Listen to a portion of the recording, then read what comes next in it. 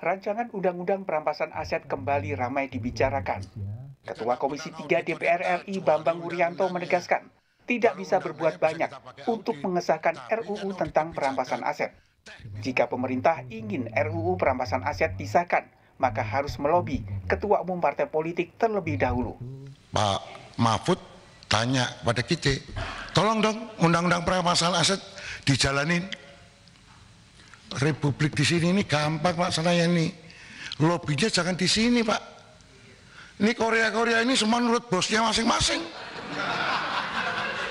Di sini boleh ngomong kalah Pak.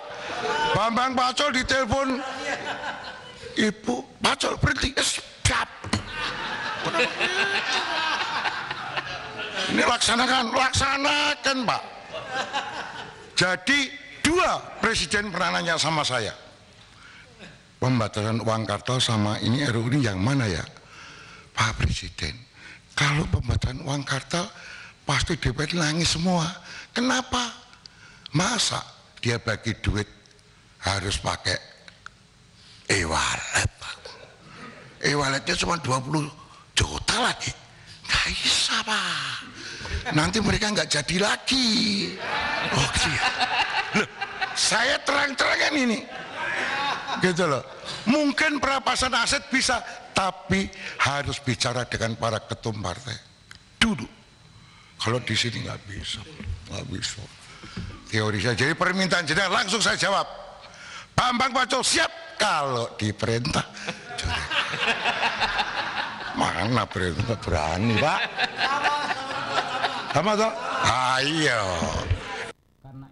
Dalam rapat dengar pendapat dengan Komisi 3 DPR, Ketua Komite Koordinasi Nasional Pencegahan dan Pemberantasan Tindak Pidana Pencucian Uang atau TPPU, Mahfud MD meminta Komisi 3 mendukung pengesahan RUU tentang perampasan aset. Saudara, saya ingin mengusulkan begini, sulit memberantas korupsi itu. Tolong melalui Pak Bambang Pacul, Pak, tolong Pak, undang-undang perampasan aset tolong didukung Pak. Biar kami bisa ngambil begini-begini nih Pak.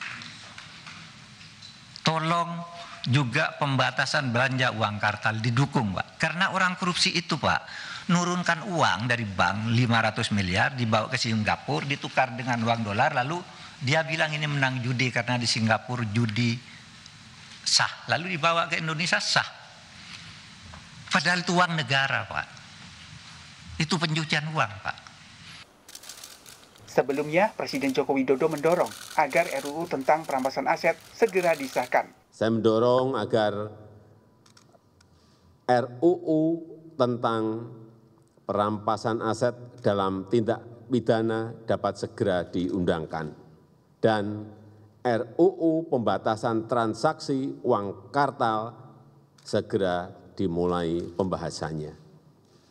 Sementara Kepala Bagian Pemberitaan KPK, Ali Fikri menyebut, saat ini momen yang tepat untuk mengesahkan RUU perampasan aset, menyusul banyak laporan masyarakat terkait gaya hidup hedonis penyelenggara negara. Ketika ada beberapa laporan masyarakat, ya atensi masyarakat terkait dengan gaya hidup dari penyelenggara negara misalnya, terlebih saat ini KPK juga sedang melakukan proses penyidikan terkait dengan perkara yang terbaru yang sempat ramai menjadi pemberitaan. Saya kira ini waktu yang tepat untuk segera mensahkan RUU perampasan aset sebagai support dari penegakan hukum tindak pidana korupsi yang sedang kami lakukan ya.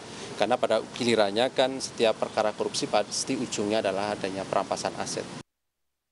RUU perampasan aset telah diusulkan menjadi legislasi prioritas sejak tahun 2012. Draft RUU perampasan aset sempat diajukan pemerintah ke DPR pada 2 Februari 2015, namun tak ada kelanjutannya. Tahun ini, RUU perampasan aset masuk dalam program legislasi nasional Prolegnas Prioritas. Namun hingga kini, pemerintah dan DPR belum membahas. Kehadiran Undang-Undang Perampasan Aset sangat mendesak untuk memudahkan merampas aset pelaku kejahatan korupsi. Tim Liputan, Kompas TV.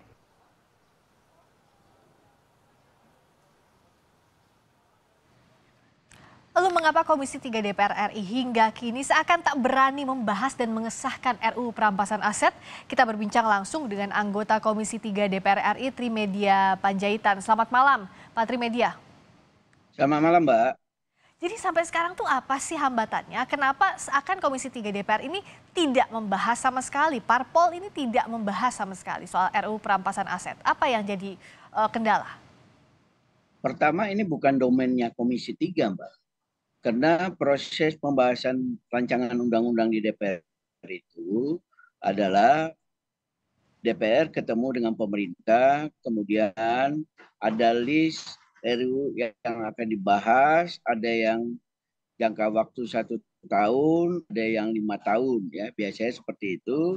Kemudian setelah itu disepakati mana yang prioritas, dan prioritas ini nanti akan dilihat, misalnya kalau soal narkotik itu diserahkan kepada Komisi 3, soal RUU MK diserahkan Komisi 3, yang lain-lain bisa ditaruh, misalnya tempo hari Ciptaker itu pansus, semua komisi dilibatkan. Jadi ini bukan domainnya Komisi 3, Komisi 3 akan mengerjakan seandainya ada perintah atau surat pimpinan DPR yang meminta Komisi 3 menyerahkan untuk mengerjakannya. Jadi bukan domainnya Komisi 3, ini domainnya DPR. Terusus lagi kita belum tahu di balik sudah sampai mana. Nah, begitu Mbak. Kalau tadi Pak Bambang Pacul bilang bahwa ya kalau DPR sih oke-oke aja, asal ada restu dari para ketua umum parpol. Sejauh ini memang belum adakah bahasan begitu dari partai politik, belum menganggap ini sesuatu itu, yang Pak prioritas? Bambang Pacul kita menafsirkannya terlalu sempit. Padahal Pak Bambang Pacul itu bicara umum. Karena apapun partai anggota DPR adalah perpanjangan tangan partai. Saya menjadi anggota DPR dari fraksi PD Perjuangan karena diusulkan Ibu Ketua Umum dan Pak Sekjen menjadi caleg, kemudian saya bertarung, saya terpilih. Jadi bukan semata-mata karena Trimedia Panjaitan saya bisa jadi anggota DPR, tapi oleh partai. Kedua, biasanya ada pertemuan berkala dengan DPP. Nah, ketiga, biasanya komunikasi itu ketua fraksi dengan DPP. Apakah ketua umum, apa sekjen, ataukah dalam rapat-rapat DPP. Karena itu, saya kira hampir semua partai politik, termasuk PDI Perjuangan, ketua fraksinya itu adalah DPP partai.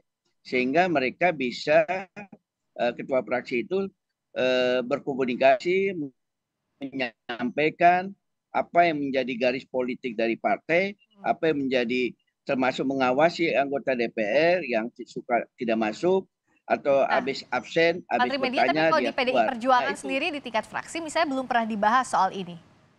Kita belum pernah bahas, Mbak. Ini kita belum pernah bahas, dan kita juga belum tahu apakah pemerintah dengan DPR, dalam hal ini tentu DPR diwakilkan oleh badan legislasi, sudah sepakat untuk membahas ini. Nah, kalau sekarang kan begini, dengan adanya kasus... Kemudian dengar dulu Mbak, kemudian disampaikan kepada paripurna, kemudian paripurna. Ya, misalnya sudah besok, tahu Pak Trimedia. Oke. Nah, tapi begini, yang ingin saya sampaikan begini. Karena kan sejak adanya kasus Rafael Alun misalnya itu salah satu triggernya saja pemicu. Banyak misalnya kelompok masyarakat bilang bahwa harusnya ini ada pembahasan dan pengesahan RUU perampasan aset, atau Pak Mahfud juga di depan Komisi 3 kan bilang didorong RUU perampasan aset. Tapi kalau sampai sekarang belum dibahas antara pemerintah dan Balik misalnya. Enggak, Pak Mahfud itu kan baru bilang rapat kemarin. Iya, oke. Nah, tapi kalau dari DPR sejauh ini menganggap ini perlu atau tidak Pak Trimedia? Sebentar Mbak. Dan Pak Mahfud itu menyampaikan itu prolog. Ya, sebelum dia menyampaikan yang umum, dia sampaikan prolog. Pada saat kita beberapa bulan yang lalu rapat dengan Pak Mahfud, dia nggak ada menyampaikan ini, Mbak. Baru kemarin disampaikan, mungkin ada peristiwa ulun itu, kemudian itu disampaikan. Nah, sekarang ini DPR tanggal 14 minggu depan kita sudah reses. Hari Jumat libur pasca. Kalau dilihat dari timetable ini, apalagi kita tahu bulan 6 sudah ada DCS, ya semua konsentrasi orang, ini sudah tahun politik, itu menurut prediksi saya sudah agak sulit ya. Kenapa misalnya pemerintah tidak dari 2 tahun yang lalu mendorong ini, kalau misalnya ini menjadi prioritas yang sangat penting bagi pemerintah. Kalau saya tidak salah ingat, Pak Jokowi itu menyampaikan apa yang ditayangkan tadi itu tahun lalu ya, akhir tahun lalu Pak Jokowi menyampaikan itu. Oke, jadi sejauh ini tidak mungkin ya kalau dari masa saat ini untuk dibahas begitu ya Pak Trimedia. Kalau lihat dari timelinenya yang ada ke depan, agendanya nampaknya tidak mungkin dibahas. Kalau saya lihat constraint waktunya ya, itu menurut saya pribadi itu kelihatannya sulit ya. Oke. Kenapa? Kami itu minggu depan sudah reses, kemudian kami 1 bulan akan reses, masuk bulan berarti bulan 4, bulan 5. Nah bulan 6 itu sudah DCS, daftar caleg sementara. Ya, pada saat pembahasan undang-undang, absen itu penting, quorum itu penting. Apakah quorum bisa terpenuhi? Kalau katakanlah pemerintah dengan DPR sudah sepakat, undang-undang ini dibahas. Saya khawatir dalam pembahasannya, anggota yang ada sekarang ini terus. Oke, Pak Trimedia, tampaknya terputus komunikasinya. Kita sudah terhubung juga dengan Pak Pahala Nainggolan, Deputi Pencegahan dan Monitoring KPK. Pak Pahala, selamat malam. Selamat malam, Mbak. Tadi Pak Trimedia sebelumnya menyampaikan kalau lihat dari timelinenya sejauh ini tampaknya mustahil begitu untuk dibahas RUU perampasan aset. Tapi kalau dari KPK melihat seberapa penting sebenarnya ini untuk dibahas dan diwujudkan? Kalau penting ya tentu saja penting. Saya pikir semua orang juga merasa ini penting ya. Di samping itu kita seingat saya dulu di pimpinan yang lama sebenarnya 2 yang kita bahas gitu, yang kita ingin dorong gitu selain perampasan. Yang kedua pembatasan transaksi tunai gitu. Jadi waktu itu kita lihat 2 ini kalau bisa sejalan itu sangat baik gitu. Yang satu buat pencegahan gitu di pembatasan transaksi tunai. Yang satunya lagi untuk lebih ke penindakan dalam bentuk perampasan gitu. Jadi kalau teknisnya tentu saja Pak Trimed dan anggota Dewan plus pemerintah, kami di KPK pelaksana undang-undang saja gitu. Kalau bilang penting ya penting, 2 itu penting. Bukan hanya perampasan tapi satu lagi pembatasan transaksi kartal atau tunai. Jadi kalau dari KPK melihatnya 2 itu. Pembatasan transaksi kartal juga tadi soal perampasan aset dikemukakan lagi oleh Pak Mahfud kemarin, Pak Pahala. Tapi dikatakan Pak Trimedia harusnya ini jauh-jauh hari kalau mau dijadikan prioritas oleh pemerintah 2 tahun lalu, bukan sekarang, waktunya sudah mepet. Pak Pahala lihatnya apa sih yang jadi kendala sebenarnya untuk RUU ini didorong oleh pemerintah maupun DPR? Waduh, sekali lagi Mbak, kami di KPK ini pelaksana undang-undang, jadi pemerintah yang bekerja sama dengan legislatif Mbak gitu. Tapi kalau dibilang penting itu penting. Dan seingat saya bukan 2 tahun yang lalu, mungkin udah 10 tahun yang lalu kita bahas ini bolak-balik gitu ya. Isunya sudah 2 ini, perampasan dan pembatasan kartal. Karena waktu itu kita bilang laporan harta ini juga kurang giginya kalau tidak ada misalnya sanksi buat yang terbukti misalnya menyembunyikan harta dan segala macam, dan kita lihat ada peluangnya lewat RUU perampasan. Kita pikir itu, Mbak. Oke, ini dianggap penting. Terakhir Pak Trimedia, kalau KPK bilang penting, jadi bagaimana solusi ke depannya? Ya meskipun di saat ini tidak mungkin dibahas ya, kalau di timeline yang tersisa Pak Trimedia, tapi ke depannya apa sih yang bisa didorong agar ini terwujud? Kalau Pak Pahala bilang bahkan tadi sudah 10 tahun lalu ini dibahas, tapi tidak ada hasil. Kalau saya jujur aja suka dengan cara-cara Pak Mahfud itu, ya. Dia tweet, kemudian jadi rame, kemudian juga semua aparat penegak hukum bekerja, ya. Sehingga kita harapkan termasuk sementara ini di Kemenku apa yang disampaikan oleh Pak Mahfud, seandainya betul, katakanlah 35T, yaitu berapa banyak uang yang bisa kita selamatkan.